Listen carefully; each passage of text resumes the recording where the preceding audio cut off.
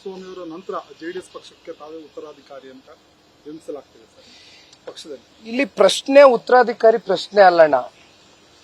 ಇವತ್ತು ಏನು ಭಾರತ ಅಲಯನ್ಸ್ ಆದ ನಂತರ ಈ ದೇಶದಲ್ಲಿ ವಾತಾವರಣಗಳು ಬದಲಾವಣೆ ಆಗಿದೆ.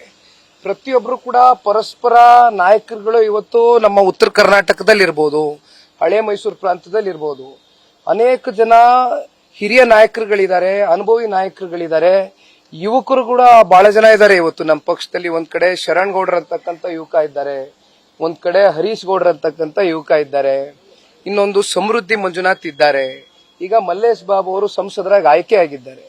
ಈ ರೀತಿ ಅನೇಕ ಜನ ಎಲ್ಲಾ ಸಮುದಾಯದ ಯುವಕರನ್ನ ಒಟ್ಟುಗೂಡಿಸಿ ಎಲ್ಲಾ ಸಮುದಾಯಕ್ಕೂ ಕೂಡ ಇವತ್ತು ಜನತಾದಳ ಪಕ್ಷ ನಿರಂತರವಾಗಿ ದೇವೇಗೌಡರು ಸಾಹೇಬ್ರ ಕಾಲದಿಂದನೂ ಪ್ರಾಮಾಣಿಕವಾಗಿ ಅವ್ರ ಪರವಾಗಿ ಹೋರಾಟವನ್ನ ಮಾಡಿದ್ದಾರೆ. ಆ ಒಂದು ಹಾದಿಯಲ್ಲಿ ಇವತ್ತು ಯುವಕನಾಗಿ ನಾನು ಕೆಲಸ ಮಾಡ್ತೇನೆ ಹೊರತುಪಡಿಸಿ ಇಲ್ಲಿ ಉತ್ತರಾಧಿಕಾರಿ ಪ್ರಶ್ನೆ ಅಲ್ಲ. ಪ್ರಾದೇಶಿಕ ಪಕ್ಷ ಕಟ್ಟತಕ್ಕಂಥದ್ದು ಬಹಳ ಕಷ್ಟ ಇದೆ. ಕನ್ನಡಿಗರ ಆಶೀರ್ವಾದದಿಂದ ದೇವೇಗೌಡರು ಸಾಹೇಬರು ಕಟ್ಟಿದ್ದಾರೆ. ಅದನ್ನ ಉಳಿಸಿ ಬೆಳೆಸಿರ್ತಕ್ಕಂಥವ್ರು ಈ ಪಕ್ಷದ ಲಕ್ಷಾಂತರ ಜನ ಕಾರ್ಯಕರ್ತ ಬಂಧುಗಳು, ಅವ್ರ ಜೊತೆ ಕಾರ್ಯಕರ್ತನಾಗಿ ದುಡಿತೇನೆ ನಾನು. ಮುಖ್ಯವಾಗಿ ಸರ್ ಚನ್ನಪಟ್ಟಣ ಅನ್ನುವಂತ ಪ್ರಶ್ನೆ ಸದ್ಯದ ಮುಂದೆ ಇರುವಂತ ಪ್ರಶ್ನೆ ಸರ್ ಬರ್ತಾರೆ ಅನ್ನುವಂತ ತಾವು ಕಳೆದ ಲೋಕಸಭಾ ಚುನಾವಣೆಯಲ್ಲಿ ಗಮನಿಸಿದ್ರಿ, ದೆಹಲಿಗೆ ನಾನೇ ಕುಮಾರಸ್ವಾಮಿ ಅವ್ರ ಜೊತೆ ಅನೇಕ ಸಂದರ್ಭದಲ್ಲಿ ಹೋದಾಗ 3 ಸೀಟ್ಗಿಂತ ಹೆಚ್ಚಿಗೆ ನಾವು ಕೇಳಲಿಲ್ಲ.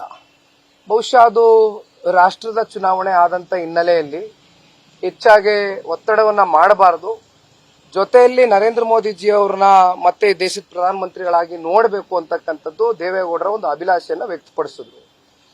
ಯಾವುದೇ ರೀತಿ ನಾವು ಟಿಕೆಟ್ ಹಂಚಿಕೆ ವಿಚಾರವಾಗಿ ಗೊಂದಲವನ್ನ ಆಗ್ಲಿಕ್ಕೆ ಬಿಡ್ಲಿಲ್ಲ. ಲೋಕಸಭಾ ಚುನಾವಣೆ ಸಂದರ್ಭದಲ್ಲಿ ಒಂದು ಇನ್ಸಿಡೆಂಟ್ ನಡೀಲಿಲ್ಲ. ಅದೇ ರೀತಿ ಇವತ್ತು ನಾನು ಬಹಳ ಸ್ಪಷ್ಟವಾಗಿ ಹೇಳ್ತೇನೆ, ಏನು ಉಪಚುನಾವಣೆಗಳು ರಾಜ್ಯದಲ್ಲಿ ಬಹುಶಃ ಇನ್ನು 2 ಕ್ಷೇತ್ರಗಳಿದೆ ಉಪಚುನಾವಣೆ ನಡೀಬೇಕಾಗಿರ್ತಕ್ಕಂಥದ್ದು ಚನ್ನಪಟ್ಟಣ ಜೊತೆಯಲ್ಲಿ. ಯಾವುದೇ ರೀತಿ ಗೊಂದಲಕ್ಕೆ ಎಡೆ ಮಾಡಿಕೊಡ್ದಿರಾ ರಾಜ್ಯ ಬಿಜೆಪಿ ನಾಯಕರುಗಳ ಒಂದು ವರದಿಯನ್ನ ತಗೊಂಡು ಕೇಂದ್ರಕ್ಕೆ ಆ ವರದಿಯನ್ನ ಕಳಿಸಿ ಕೇಂದ್ರದ ರಾಷ್ಟ್ರೀಯ ನಾಯಕರುಗಳು ಯಾವ ರೀತಿ ಸಲಹೆ ಸೂಚನೆ ಕೊಡ್ತಾರೆ, ಜೊತೆಯಲ್ಲಿ ಬಹಳ ಮುಖ್ಯವಾದಂತ ಅಂಶ ಚನ್ನಪಟ್ಟಣದ ಕಾರ್ಯಕರ್ತರುಗಳು, ಭಾರತೀಯ ಜನತಾ ಪಾರ್ಟಿ ಹಾಗೂ ಜನತಾದಳ ಪಕ್ಷದ ಕಾರ್ಯಕರ್ತರುಗಳ ಭಾವನೆಗಳೇನಿದೆ ಅಂತಕ್ಕಂಥದ್ದು ಅರ್ಥೈಸಿಕೊಂಡು ಒಟ್ಟಾರೆಯಾಗಿ ಜನತಾದಳ ಪಕ್ಷಕ್ಕೆ ಟಿಕೆಟ್ ಸಿಕ್ಕಿದ್ರೂ ಸಂತೋಷ, ಭಾರತೀಯ ಜನತಾ ಪಾರ್ಟಿ ಟಿಕೆಟ್ ಸಿಕ್ಕಿದ್ರು ಅಲ್ಟಿಮೇಟ್ಲಿ ಕೇಂದ್ರದ ನಾಯಕರ ಮೇಲೆ ಬಿಟ್ಟಿರ್ತಕ್ಕಂಥ ವಿಚಾರ. ಇದರಲ್ಲಿ ಯಾವುದೇ ಗೊಂದಲ ಇರೋದಿಲ್ಲ. ಇವತ್ತು ಕಾಂಗ್ರೆಸ್ನ ಈ ರಾಜ್ಯದಲ್ಲಿ ಸಂಪೂರ್ಣವಾಗಿ ಇವತ್ತು ಹೊರಗಾಕಬೇಕು ಈ ಭ್ರಷ್ಟ ಸರ್ಕಾರವನ್ನ ಅಂತಕ್ಕಂಥದ್ದು ಅವರ ವಿರುದ್ಧವಾಗಿ ಒಂದು ಹೋರಾಟ ಪ್ರಾಮಾಣಿಕವಾಗಿ ನಡೆಯುತ್ತೆ. ಮೈತ್ರಿ ಧರ್ಮ ಪಾಲನೆ ಮಾಡ್ತೀವಿ. Thank you.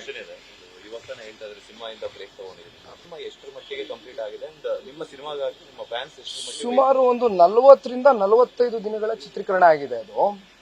ಹಾಗಾಗಿ ಒಂದ್ ಸ್ವಲ್ಪ ನನಗೆ ಈ ಚುನಾವಣಾ ಬ್ರೇಕ್ಗಳು ಸಹಜವಾಗಿ ಜವಾಬ್ದಾರಿ ಒತ್ತಡಗಳು ಬ್ರೇಕ್ ಆಗಿದೆ.